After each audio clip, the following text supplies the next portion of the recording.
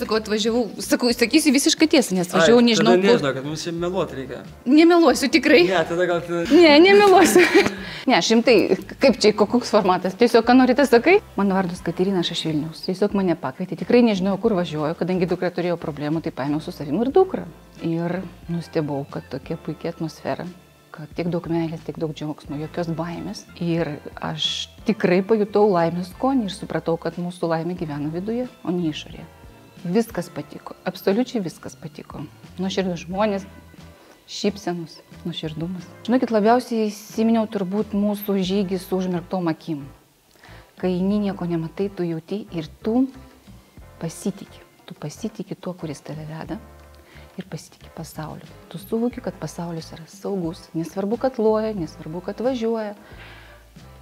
Tu nematai, bet tu jauti, kad tu esi saugus. Žinokit, va tas saugumo jausmas. Ir kai aš suvokiu, kad aš esu saugi, atsirado vidinis džiaugsmas ir laimė. Ir aš tada suvokiu, aš žinojau, kad laimė gyvena viduje, aš daug ką perskaičiau. Bet kai tu suvoki, kad iš tikrųjų laimė yra viduje, tiesiog tavie pakyla ta saulė ir norisi tą laimę dalinti su kitais. Žinokit, čia toks skonis ir norisi tikrai tapti tą saulę, skleisti tą skonį ir dalinti su visais džiaugsmu ir sakyti, kad žmonės, nebijokit, jūs džiaukitės gyvenimu. Jeigu jūs pradėsite džiaugtis, tai žinokit, gyvenimas pasikeis. Viskas priklauso tik tai nuo mūsų požiūrio. Žinokit, rekomenduočiau todėl, kad mes niekur negalim kitur pailsėti, tik tai čia, nes pailsi mūsų smegenys. Visur kitur pailsi skrandžiai, ten mūsų skonio receptoriai. Bet mūsų galva, mes čia atrandam ramybę. Nes be ramybės nėra poilsio.